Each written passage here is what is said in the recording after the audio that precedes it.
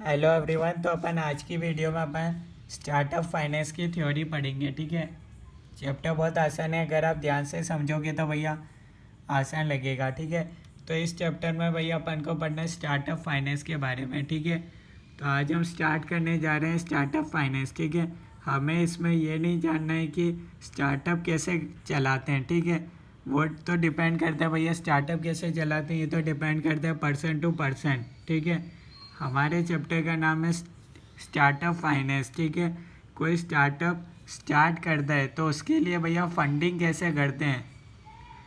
ठीक है, फंडिंग कैसे करते हैं उसे बोलते हैं भैया स्टार्टअप फाइनेंस। ठीक है, स्टार्टअप के लिए फंडिंग कैसे करते हैं ये अपन इस चैप्टर के अंदर जानेंगे।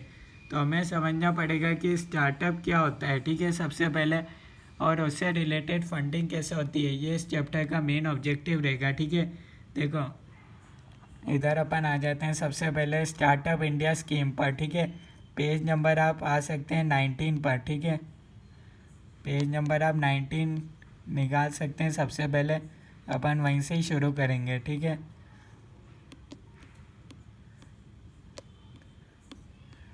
तो ये आ गया भैया अपन पेज नंबर 19 पर। ठीक है, इसमें अपन को दे रखा है भैया स्टार्टअप इंडिया इनिशिएटिव। ठीक है, ये अपन को दे रखा है। ठीक है, देखो स्टार्टअप होता क्या है। स्टार्टअप का मतलब ये नहीं होता कि भैया कोई भी शॉप ओपन कर लो उसको भैया स्टार्टअप नहीं बोलेंगे। ऐसा बिजनेस होना चाहिए जिसके अंदर इनोवेशन हो। अगर आपके बिजनेस के अंदर इनोवेशन ही नहीं है तो भैया वो स्टार्टअप नहीं कहलाएगा। ठीक है, जैसे कि अगर आप रेस्टोरेंट ओपन कर रहे हो, ठीक है, तो वो स्टार्टअप तब कहलाएगा जब उसके अंदर कुछ डिफरेंट हो मार्केट से, ऐसा कुछ डिफरेंट होना चाहिए तभी वो आपका भैया रेस्टोरेंट स्टार्टअप कहलाएगा। अदरवाइज तो कितने ही रेस्टोरेंट चल रहे हैं, हर रेस्टोरेंट को भैया अपन ये नहीं कह सकते हो कि भैया वो स्टार्टअप है। उसके अंदर कुछ यूनिकनेस होनी चाहिए, कुछ इनोवेटिव होना चाहिए। ठीक है, तो पहला पॉइंट तो भैया अपने पास हो गया है, इनोवेशन होना चाहिए। ठीक है, आपके बिजनेस के अंदर कुछ ऐसा इनोवेशन होना चाहिए जिससे आपके पास आए।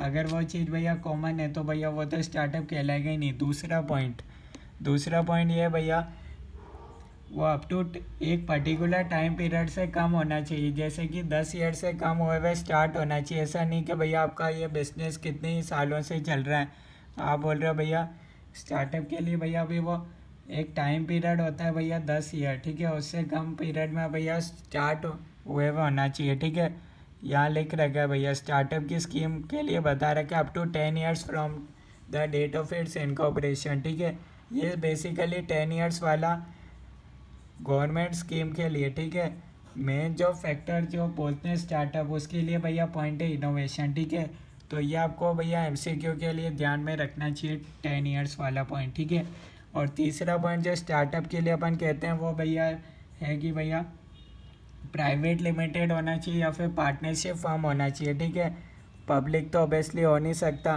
पब्लिक कंपनी तो हो नहीं सकता, प्राइवेट लिमिटेड होगा या फिर आपका पार्टनरशिप फार्म होगा। ठीक है, इसी वजह से आप स्टार्ट कर सकते हो, और तो भैया आपके पास कोई ऑप्शन रहता नहीं है। ठीक है, एलएलपी कर सकते हो, प्राइवेट लिमिटेड या फिर पार्टनरशिप फार्म कर सकते हो। ठीक है, तो ये बेसिकली कुछ कंडीशंस है जिसके लिए भैया आप पता चलेगा वो स्टार्टअप है या नहीं है। ठीक है, और ये आपको बता रखा है स्टार्टअप के लिए भैया कोई उसको भैया स्टार्टअप गवर्नमेंट स्कीम के अकॉर्डिंग है। ठीक है, तो सबसे पहले भैया इसमें आपको बता रखा है 10 ईयर्स का पीरियड बता रखा है। और भैया देखो भैया startup India scheme was initiated by government of India on 16 January 2016। ठीक है, an entity shall be considered as a startup. तो इसके अंदर बता रखा है स्टार्टअप वो कब कहलाएगा। ठीक है, up to a period of 10 years from the date of its incorporation. ठीक है, शुरू के 10 साल के अंदर तक वो कहलाएगा। ठीक है, if it is incorporated as a private limited company या फिर पार्टनरशिप फर्म होना चाहिए या फिर एलएलपी होना चाहिए। दूसरा पॉइंट, उसका टर्नओवर भैया 100 करोड़ से एक्सीड नहीं होना चाहिए। 100 करोड़ हो सकता है, 100 करोड़ से ज़्यादा नहीं हो सकता। ठीक है, अप टू 100 करोड़ हो सकता है। ठीक है, इससे ज़्यादा होगा तो भैया वो उस कैटेगरी में नहीं आएगा।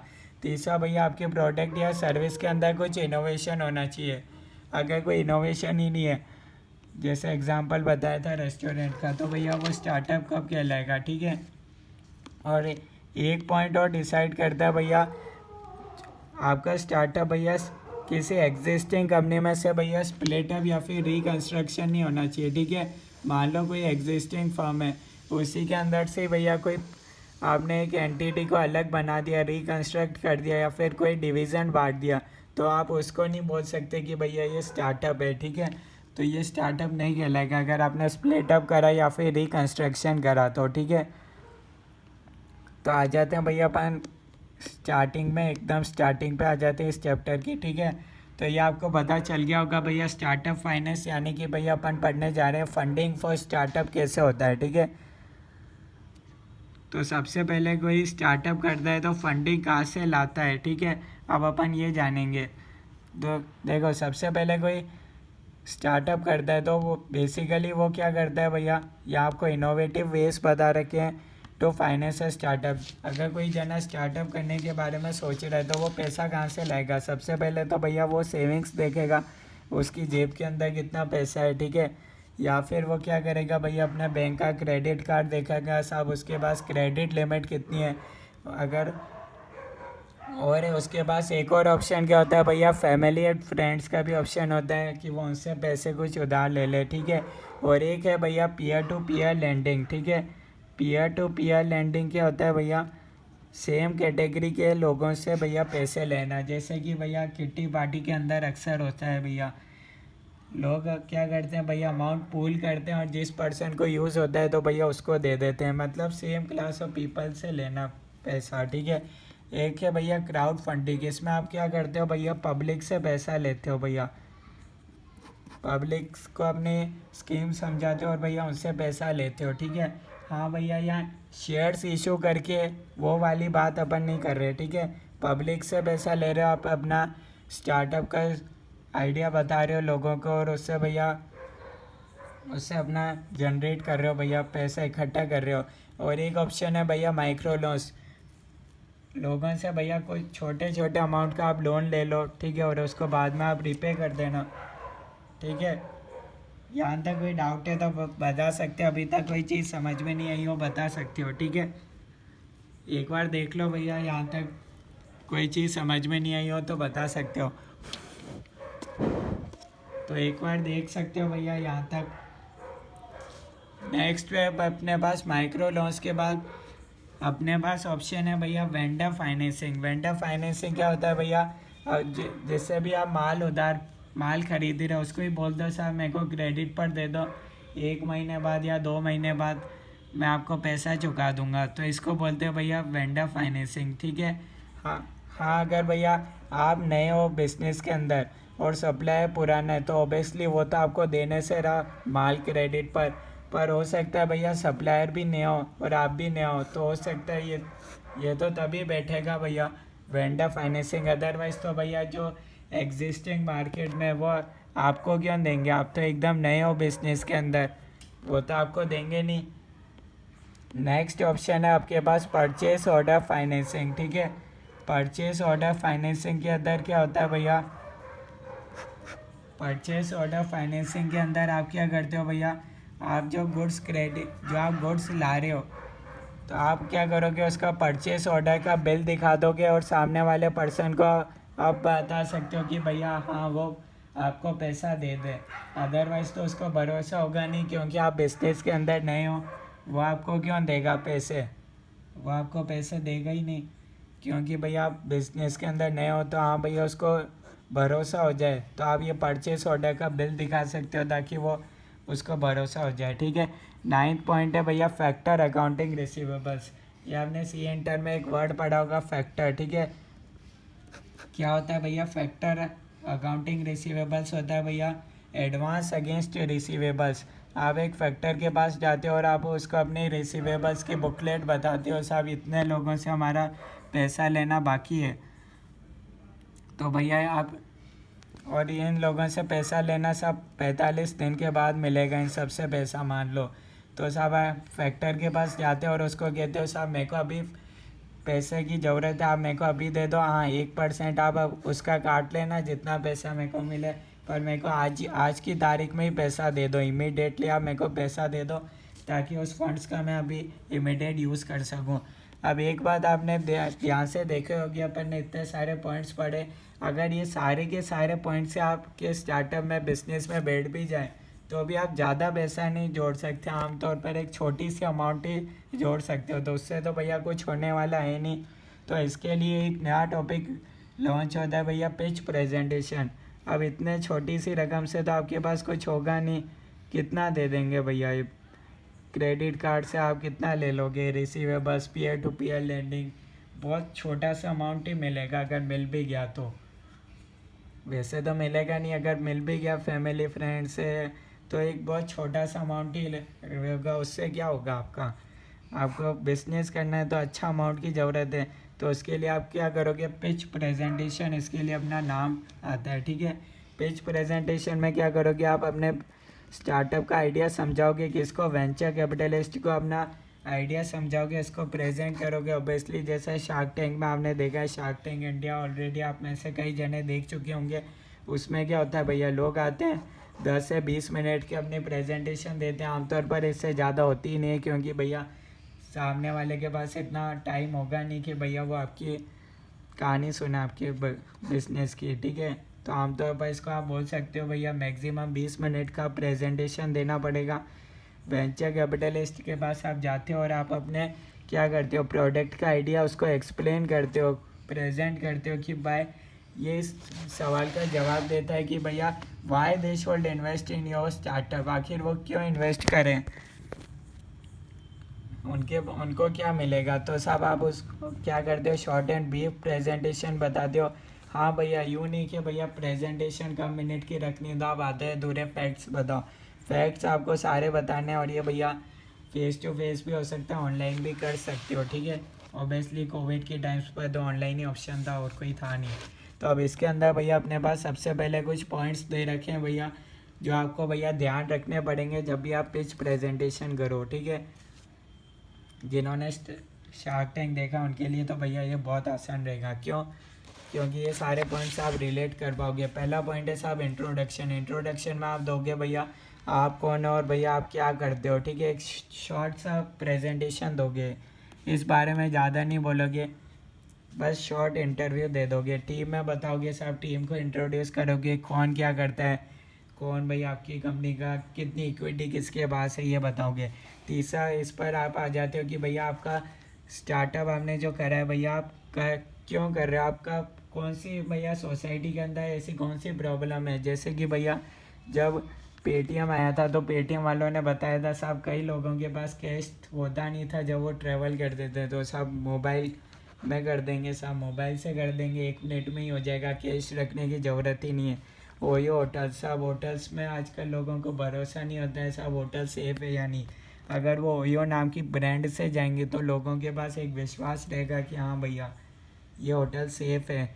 तीसरा ओला, सब सबका किराया सेम लगेगा, लोगों को भरोसा आ गया। तो भैया ये प्रॉब्लम आपको बताना पड़ेगा, आपका स्टार्टअप कौन सा प्रॉब्लम सॉल्व कर रहा है सोसाइटी का, ठीक है। ये 3 एग्जांपल बता दिया, आई थिंक इनफ है। सॉल्यूशन बताओगे कि हाँ भैया हमारा स्टार्टअप इस तरीके से सॉल्व करेगा, एक्सप्लेन करोगे आप अपना प्लान को, ठीक है। जैसे अमेज़ोन ने करा था, अमेज़ोन भी एग्जांपल ले सकते हो। सब बुक बेचने से शुरू हुआ था और आज कहाँ पहुँच चुका है, ठीक है। नेक्स्ट पॉइंट आपके पास आता है प्रॉब्लम सॉल्यूशन हो गया, तो भैया मार्केटिंग एंड सेल्स, कैसे कितना खर्चा करते हो, production team, marketing team, how much you spend on marketing, sales के लिए साहब कितना एडवर्टाइज करते हो। और एक है भैया आप अल्टीमेटली आप अपना प्रोजेक्ट सब आपने ध्यान से सुना होगा, तो भैया शार्क टैंक में एक लाइन वो पूछते हैं जजेस, क्या पूछते हैं भैया आपका भैया रेवेन्यू इस साल का कितना टारगेट है, इस साल आप कितना कर लोगे, माइलस्टोन कितना अचीव कर लोगे, इस साल कितना क्रॉस करेंगे, इस तरह का वर्ड आपने सुना होगा, ठीक है। तो भैया इसके अंदर भैया financial projections include 3 basic documents. अच्छा आपने फाइल भी देखी होगी उनके हाथों में भैया, एक होती है भैया income statement, cash flow statement होता है, और एक होता है बैलेंस शीट। बहुत कॉमन से पॉइंट्स अगर आप ध्यान से देखोगे तो। एक है भैया कंपटीशन, भैया आप देखा होगा भैया उसमें पूछते हैं भैया क्या इस लाइन में और कोई भी है आपके इंडस्ट्री कितने करोड़ की है, उसमें आपको लगता है कि भैया अभी तक ऐसा कोई काम कोई और कर रहा है क्या, कि आप ऐसा करने वाले फर्स्ट हो गया। आप अपना business model, next business model में आप अपनी स्ट्रेटजीज एक्सप्लेन करोगे, कहीं और से आपने फंड लिया वो भी बताओगे, इक्विटी कितनी आपके पार्टनर्स के बीच में वो एक्सप्लेन करोगे, कितना फैमिली के अंदर इक्विटी है, फाइनेंसिंग भैया अगर आपको ये सब पसंद आ जाएगा उनको तो साहब वो आपको एक फ़ाइनल ऑफ़र दे देंगे, और ऑफ़र आपको पसंद आएगा तो आप एक्सेप्ट कर लोगे, अदरवाइज़ कोई दिक्कत नहीं है। यहाँ तक कोई डाउट है तो बता सकते हो। नेक्स्ट है भैया यूनिकॉर्न। यूनिकॉर्न क्या होता है साहब, ऐसा स्टार्टअप यूनिकॉर्न कब बनेगा साहब, देखो एक समय बाद ऐसा आता है जब वेंचर कैपिटलिस्ट अपने आपके स्टार्टअप में बस उसको बड़ा बनाकर भैया वो क्या करेंगे साहब, पैसा अपना वापस कैसे लेंगे भाई साहब, वो अपने शेयर्स इशू करोगे, वो शेयर्स आपसे इशू करवाएंगे पब्लिक के अंदर थ्रू आईपीओ, और जो पैसा आईपीओ के थ्रू उनको पब्लिक से मिलेगा वो सब वेंचर कैपिटलिस्ट उससे आउट हो जाएंगे, क्योंकि आपका बिजनेस ऑलरेडी वह बड़ा बना चुके होंगे। तो भैया यूनिकॉर्न के लिए क्या होता है, आप पहले यूनिकॉर्न बन जाता है उसके बाद वेंचर कैपिटलिस्ट आउट होते हैं, ठीक है, आमतौर पर ऐसे ही होता है, ठीक है। देखो यूनिकॉर्न के लिए क्या होना चाहिए, प्राइवेटली हेल्ड स्टार्टअप कंपनी होना चाहिए, अगर वैल्यूशन आपके बिजनेस का $1 बिलियन तक पहुंच गया है तभी आपका भैया वो यूनिकॉर्न कहलाएगा, अदरवाइज नहीं कहलाएगा, लिमिट है। और इसमें एक लाइन लिख रखी है, emphasis is on the rarity of success of E startup. इसका क्या मतलब है भैया, सक्सेस भैया रेट, सक्सेस रेट है ना जो भैया उसकी रेयर होनी चाहिए साहब, हर बिजनेस इतना बड़ा थोड़ी ना पहुंच पाता है, कितनी आपके सिटी में दुकानें होंगी पर उनका सब इतना थोड़ी ना वैल्यूशन है, तो इसलिए भैया सक्सेस रेट है रेयर है, इसका कहने का मतलब ये है, ठीक है। यहाँ तक कोई डाउट है तो आप बता सकते हो, ठीक है। तो यहाँ अपन पहुँच गए हैं साहब, यूनिकॉर्न पर पहुँच गए हैं ऑलरेडी, ठीक है। ये आपको इंडिया की कोई कंपनी बता रखी है साहब कब यूनिकॉर्न बनी, फ्लिपकार्ट का बता रखा है, Cars24 का बता रखा है, ठीक है। ये आप रीड कर सकते हो, इसका एग्ज़ाम से कोई रिलेटेड नहीं है, सिर्फ आपके रीड करने के हिसाब से। फिज़िक्स वाला बन चुका है साहब 2022 के अंदर, क्या बन चुका है, यूनिकॉर्न बन चुका है। अब साहब modes of financing, sources of financing के अंदर साहब बता रखा है बूट स्ट्रैपिंग, ठीक है। एक तो भैया ट्रेड क्रेडिट बता रखा है, ठीक है, फैक्टरिंग ऑलरेडी ये सब अपन डिस्कस कर चुके हैं। इक्विपमेंट आप मत खरीदो, लीज पर ले लो साहब, बड़ी बड़ी मशीनें करोड़ों में आती है तो साहब उसको लीज पर ले सकते हो, ठीक है। अब अपन आ जाते हैं साहब एंजल इन्वेस्टर्स। देखो दो वर्ड अपन इस चैप्टर में पढ़ेंगे बार बार, एक होगा एंजल इन्वेस्टर्स और एक आपके पास नाम आएगा साहब वेंचर कैपिटलिस्ट, ठीक है, दो जन है, थोड़ा सा अंतर होता है। एंजल इन्वेस्टर्स क्या करते हैं, स्टार्टअप के अंदर अर्ली स्टेज में इन्वेस्ट करते हैं, ठीक है, और वेंचर कैपिटलिस्ट ग्रोथ स्टेज में आपके, जब आपका स्टार्टअप ग्रोथ स्टेज में पहुंच जाएगा तब इन्वेस्ट करते हैं, ठीक है। थोड़े अलग होते हैं साहब, क्योंकि आपने देखा होगा शार्क टैंक में कई जने आते हैं तो उन्होंने ऑलरेडी कहीं और से फंडिंग कर रखी होती है, तो वो एकदम से इतना तो पहुंच नहीं सकते ना, शुरू में तो भैया उनको एंजल इन्वेस्टर्स की ज़रूरत पड़ती है, ठीक है, क्योंकि शुरू में आपके पास क्या होता है, आइडिया तो होता है पर आपके पास पैसे ही नहीं होते, तो आप जाते हो एंजल इन्वेस्टर्स के बाद, वो क्या करते हैं साहब कुछ परसेंटेज आपकी इक्विटी का लेते हैं, या फिर भैया वो डेप्ट बोलते हैं साहब, डेप्ट ले लो इक्विटी का, ये रेशो देख लेते हैं वो भैया किस हिसाब से भैया इन्वेस्ट करते हैं, ठीक है। जनरली इसको अपन बोलते हैं इनफॉर्मल इन्वेस्टर्स और प्राइवेट इन्वेस्टर्स, ठीक है, इसमें नाम दे रखा है वही है, ठीक है। और वेंचर कैपिटलिस्ट क्या करते हैं, सिर्फ इक्विटी का परसेंटेज ही रखते हैं, वो भैया लोन में विश्वास नहीं रखते, क्यों, क्योंकि भैया उनको भैया वो एज अ पार्टनर की तरह आपके काम करेंगे, एज अ पार्टनर, वो एक सब बिजनेस पार्टनर उनको काम करना है, तो उनको जब उनका इक्विटी मिलेगा तभी तो वो काम करेंगे, क्योंकि उनको ऐड वैल्यू टू कंपनी करना है, ठीक है, उनका रैपिड करना है, ठीक है, वो अपने कॉन्टेक्ट्स लाएंगे, अपना बताएंगे भैया यहाँ करो, वो पूरी गाइडेंस आपको देंगे साहब, अपने भैया बताएंगे साहब, अपना पास्ट एक्सपीरियंस शेयर करेंगे, ठीक है। तो ये आप मैंने जनरल डिस्कस कर ही दिया। करेक्टरिस्टिक्स पे आ जाओ। इसमें आपको बता रखा है साहब वो 3 से 10 साल का टाइम पीरियड के लिए इन्वेस्ट करते हैं। वेंचर कैपिटल आपकी लिक्विडिटी प्रॉब्लम को भी सॉल्व कर देते हैं। ऑब्वियसली खूब पैसा वो लगाते हैं क्योंकि भैया वो इक्विटी का परसेंटेज आपकी स्टार्टअप से ले रहे हैं। हाई रिस्क वो बोलते हैं साहब कोई बात नहीं, हाई रिस्क लेंगे तो ही हाई रिटर्न मिलेगा, वो इस पर भरोसा रखते हैं और इक्विटी में पार्टिसिपेट करते हैं। एडवांटेजेस क्या होता है साहब, आपको लॉन्ग टर्म फाइनेंस मिल जाता है, एक आपका अच्छा सॉलिड कैपिटल बेस बन जाता है आपके बिजनेस के लिए, बिजनेस पार्टनर की तरह वर्क करते हैं, ठीक है। पास्ट एक्सपीरियंस शेयर करते हैं, ठीक है। अपना पूरा नेटवर्क ऑफ कॉन्टेक्ट्स आपके साथ शेयर करते हैं साहब, तभी तो आपका प्रोडक्ट बिकेगा, अदरवाइज़ क्या करोगे। एडिशनल राउंड्स ऑफ फंडिंग में भी मदद करते हैं। आगे अपन देखेंगे डिटेल में एडिशनल राउंड्स कौन कौन से होते हैं। और आईपीओ लास्ट में भैया उनको जब आउट होना होता है तो भैया वो आईपीओ लॉन्च करते हैं और उनसे पब्लिक से जो पैसा आता है उनसे वो आउट हो जाते हैं, ठीक है, क्योंकि ऑलरेडी भैया वो आपके बिजनेस को बड़ा बना चुके होते हैं। नेक्स्ट आ जाओ भैया funding for venture capital. Funding for VC कैसा होगा भैया, ये अपन पढ़ रहे हैं भैया। यहाँ अगर आपको एक बात बताऊँ तो भैया अपन ने क्या देख लिया था, एडवांटेजेस ऑफ वेंचर कैपिटलिस्ट, ठीक है, उसको लाने के अपन ने फ़ायदे देख लिया। अब अपन को देखना है स्टेजेस। स्टेजेस में अपन डिस्कस करेंगे राउंड के बारे में। पहला है सीड मनी। सब अपनी सिटी में तो भैया पहले टॉप पर आओ तब जाकर वो इन्वेस्ट करेंगे, ऐसे नहीं छोटे मोटे कोई इन्वेस्ट कर देंगे। वेंचर कैपिटलिस्ट थोड़े बड़े स्टार्टअप्स में करते हैं, थोड़ा सा बड़ा होना चाहिए। छोटे लोगों के लिए भैया एंजल इन्वेस्टर्स होते हैं, ठीक है। स्टार्टअप भैया आपका मैं उसमें मदद कर दें, प्रोडक्ट डेवलपमेंट में आपकी मदद करेंगे, मार्केटिंग में मदद कर दें। अब बताया था ना additional rounds of funding advantages में अपन ने पढ़ा था, तो भैया आमतौर पर 4 राउंड होते हैं। फर्स्ट राउंड होता है भैया मैन्युफैक्चरिंग के लिए फंड्स देने के लिए ये मदद कर दें। सेकेंड राउंड में ये आपकी मदद करेंगे प्रोडक्ट सेल करने में, पर आपका इस समय तक आप प्रॉफिट में नहीं रहते हो, ठीक है। और थर्ड राउंड को बोलते हैं भैया, थर्ड राउंड के लिए यहाँ एक नाम लिख रखा है, इसको आप एमसीक्यू पॉइंट में लिख सकते हैं, ये मेजन फाइनेंसिंग, ठीक है नाम।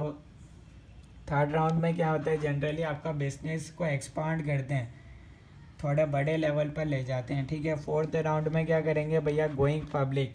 अब आपका भैया पब्लिक के समय इसको बोलते हैं भैया ब्रिज फाइनेंसिंग, ये आपको कनेक्ट कर दें साहब, क्योंकि क्या होता है आईपीओ भी लॉन्च होता है तो साहब कुछ महीने तो लगते ही हैं, 2-3 महीने, तो अब ये मदद करते हैं, ठीक है। तो भैया हर एक स्टेज पर रिस्क डिफरेंट होती है भैया। फोर्थ राउंड में ऑब्वियसली जाएंगे तो रिस्क कम रहेगी, क्योंकि भैया यहाँ तक आपका भैया पूरा बन चुका होता है, एक बेस बन चुका होता है आपका स्टार्टअप का। नेक्स्ट पर आ जाते हैं साहब वेंचर कैपिटल इन्वेस्टमेंट प्रोसेस कैसे होता है साहब। सबसे पहले बनता है डील ओरिजिनेशन, ठीक है, थ्रू सी इंटरमीडियरी, ठीक है, यानी कि आजकल साहब सीए की साइन होना तो ज़रूरी हो गई है, तभी वो पेपर्स आपको पता चलेंगे। लोन लेने के लिए आप जाओगे तो आपसे सीए के साइन मांगेंगे, इन्वेस्टमेंट मेमोरेंडम पूरा तैयार करके देता है सीए, ठीक है। नेक्स्ट होता है भैया स्क्रीनिंग। आप स्ट्रक्चर को देखना भैया, जो स्ट्रक्चर अभी अपन ने बनाए इन्वेस्टमेंट प्रोसेस का, आपकी कंपनी के डॉक्यूमेंट्स को वो एक बार स्क्रीन एक बार देखे जाएंगे। उसके बाद ड्यू डिलिजेंस यानी कि सब ऑडिट होंगे, एक बार चेक होंगे। उसके बाद होता है डील स्ट्रक्चरिंग, सब एक बार फाइनल होंगे भैया। वेंचर कैपिटलिस्ट कैसे एग्जिट होंगे, सब प्रमोटर्स बायबैक कर सकते हैं, कितना कर सकते हैं, लिमिट्स क्या है, टर्म्स एंड कंडीशंस क्या है, पोस्ट इन्वेस्टमेंट एक्टिविटी साहब क्या रहेगा साहब, आफ्टर इन्वेस्टमेंट साहब पैसा देंगे नहीं देंगे, कितना देंगे, एग्जिट प्लान पूरा वो बताते हैं। जनरली उनको साहब इन सब से भैया 18 से 25% तो मिल ही जाता है, कम से कम इतना तो मिल ही जाता है अगर वो भैया सेल भी करते हैं तो। ये आपकी बुक में दे रखा है, बुक में इतना दे रखा है, पर आमतौर पर अपन ही जानते हैं साहब अच्छा रिटर्न मिल जाता है उनको अगर स्टार्टअप चल गया तो, क्योंकि भैया उनकी रिस्क भी रहती है, अगर कोई स्टार्टअप नहीं चला तो उनका नुकसान भी तो हो सकता है। अब स्ट्रक्चर ऑफ वेंचर कैपिटल देखें तो साहब एक होता है भैया घर के अंदर, देश के अंदर यानी कि डोमेस्टिक, और एक होता है भैया ऑफशोर इंटरनेशनल जाना। इसको आप रीड कर सकते हो, बता दिया भैया domestic offshore startup India scheme अपन देख चुके हैं, ठीक है। और क्या देखना है भैया, आगे देख लेते हैं। यहाँ आपको बता रखा है भैया, मेजर रीजंस बता रखे हैं भैया फॉर स्टार्टअप। भैया कॉस्ट इफेक्टिव है, इसको आप पढ़ सकते हो। Technology options available. अपन मेन टॉपिक पर आ जाते हैं जिसका नाम है सक्सेशन प्लानिंग। थोड़ा सा अच्छा टॉपिक है। देखो आमतौर पर क्या होता है साहब, आज एक अच्छा बिजनेस बन गया, आपका पूरा स्टार्टअप चल गया भगवान की कृपा से, अच्छा आपका स्टार्टअप चल गया, अच्छा बिजनेस बन गया। अब एक समय बाद आप रिटायर होना चाहोगे। जैसे रिलायंस में देखें तो साहब मुकेश अंबानी जी है, अगर वो रिटायर होंगे, देखो इसमें क्या होता है, pre knowledge required to public otherwise shares fall. यानी कि भैया अब आपके शेयर्स पब्लिक में भी लॉन्च हो जाएंगे, अच्छा खासा आपका स्टार्टअप चल जाएगा। तो उसके बाद क्या होगा भैया, अगर आप रिटायर हो गए तो आपका एक प्लान पता होना चाहिए भैया लोगों को कि भैया आप रिटायर हो गए तो और कोई भैया मुकेश अंबानी के बाद साहब आकाश अंबानी बनेंगे, ऐसा भैया ये प्लान पता होना चाहिए आमतौर पर पब्लिक में। अदरवाइज़ क्या होगा, कल को मुकेश अंबानी ने साहब छोड़ दी कंपनी तो साहब कंपनी पर नेगेटिव इफेक्ट पड़ेगा। क्यों, लोग तैयार नहीं थे साहब, इन्वेस्टर्स लोगों को क्या लगेगा अचानक से क्या होगा, अचानक से रिटायर क्यों हुए, गड़बड़ तो नहीं है। ऐसे पहले से ही पता होगा तो साहब लोगों को एक आइडिया रहेगा, ठीक है। वाई नीड रिस्क मिटिगेशन, साहब रिस्क नहीं रहनी चाहिए, पहले से ही लोगों को पता रहेगा तो लोग इसके लिए तैयार रहेंगे। कॉस्ट रिमूवर, अगर भैया कोर्ट का ऐसा आदेश आ गया प्रोमोटर ने फ्रॉड करा तो कौन बनेगा। टैलेंट पाइपलाइन, आप इससे टैलेंट को भी भैया ज़रूरत क्यों है सक्सेशन प्लानिंग की, सब एम्प्लॉयज़ को भी मोटिवेशन मिलता रहे, उनका प्रमोशन होता रहेगा। न्यू कैप्टन इन क्रिकेट इसका सबसे बढ़िया एग्जांपल है। कॉन्फ्लिक्ट रिसोल्यूशन मैकेनिज़्म, सब कोई कॉन्फ्लिक्ट नहीं रहेगा अगर पहले से ही पता रहेगा कि अगला भैया कौन बनेगा इस कंपनी का CEO CFO। अलाइनिंग यानी कि इससे एक डायरेक्शन पता रहती है भैया, विजन पता रहता है सब, उसके प्लान्स मैच हो रहे हैं, नए जना बनेगा उसके भी प्लान्स मैच हो रहे हैं या नहीं हो रहे, क्योंकि वो थोड़ा बहुत तो भैया पब्लिक में नाम अनाउंस होगा तो भैया ऑब्वियसली फिर उसके बाद कोई स्टेटमेंट तो वो ऑब्वियसली पब्लिक में इशू होता ही है कि भैया ये करेंगे। नेक्स्ट है सब बिजनेस सक्सेस एंड स्ट्रेटजी, थोड़ा सा इजी टॉपिक है, ठीक है। फर्स्ट पॉइंट बोल रहा है इवेलेट की लीडरशिप पोजीशंस, ठीक है। सब आप की लीडरशिप पोजीशंस को इवेलेट करोगे, यानी कि भैया विच पर्सन है की लीडरशिप, किस पर्सन में ऐसी लीडरशिप क्वालिटी है, ये आप देखोगे यहाँ पर। कौन सा पर्सन कैसे सिलेक्ट करोगे आखिर भैया, ज़रूरी तो है ना भैया आप घर के जने को CEO बनाओ, हो सकता है बाहर के जने को आप बनाना चाहो, आपकी कंपनी आपकी मर्जी। तो साहब विच पर्सन है लीडरशिप कैपेबिलिटी, आपका बिजनेस कौन अच्छे से लीडर कौन बन सकता है। नेक्स्ट है map competencies require for about positions, आप क्वालिफिकेशन बिहेवियर देखते हैं आमतौर पर, बिहेवियर ज़रूरी है साहब, वरना तो आपकी बनाई हुई इज्जत का तो फालूदा हो जाएगा। थर्ड पॉइंट बोल रहा है identify competencies for current workforce, साहब लोग किसको चाहते हैं साहब, चूज़ वन, किसी एक में से आप कैसे चुनोगे, कैसे आप चूज़ करोगे। मान लो आपकी ये शुरू की 2 क्वालिटी में कोई 3% मिल रहे हैं, आप 3 में से एक जने को चूज़ करना है, कैसे चूज़ करोगे ये आपको पता रहना चाहिए। ऐसा कौन सा बेसिस रहेगा, फैक्टर कौन सा, आप बताओ पब्लिक को कि कौन सा फैक्टर आप ऐसा ले रहे हो जिसके कारण आपने एक जने को ही चूज़ करा। नेक्स्ट है ब्रिज लीडर, इसमें क्या हो रहा है, ज़रूरी नहीं आप अपने इन फैमिली बिजनेस, ज़रूरी नहीं है कि आप अपने घर के पर्सन को ही अगला CEO बनाओ। अगर आप आउटसाइड पर्सन को बना रहे हो उसके पास अच्छी कैपेबिलिटी है तो उसको बोलते हैं सब ब्रिज लीडर। नेक्स्ट आ जाते हैं भैया चैलेंजेस पर। पहला चैलेंजेस क्या है भैया सक्सेशन प्लानिंग में, ज़रूरी तो है ना सब आपका फाउंडर हो, आप कंपनी के फाउंडर हो, वही कॉर्पोरेट लोगों का भी आपके कंपनी में जो काम कर रहे हैं उनका भी यही हो, वो चाहते हो सब कोई और बनना चाहिए CEO और आप कह रहे हो ये CEO होगा, कॉन्फ्लिक्ट आ जाएगा। सेकेंड है भैया startup premature for startup to implement, premature for startup to implement, यानी कि भैया अर्ली स्टेज पर ही अगर आप ऐसी बातें करने लगे स्टार्टअप के तो भैया आपका स्टार्टअप कैसे चलेगा, अभी तो आपका बिजनेस चलना स्टार्ट हुआ।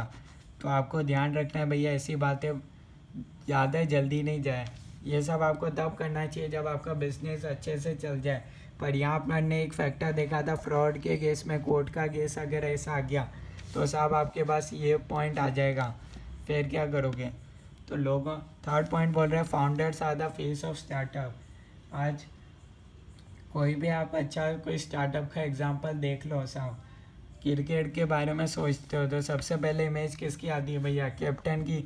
अभी जो कैप्टन है उसकी इमेज आती है। अब साहब ऐसे चेंज हो जाएगा तो आपका एक क्रिकेट देखने में मज़ा नहीं आएगा ना।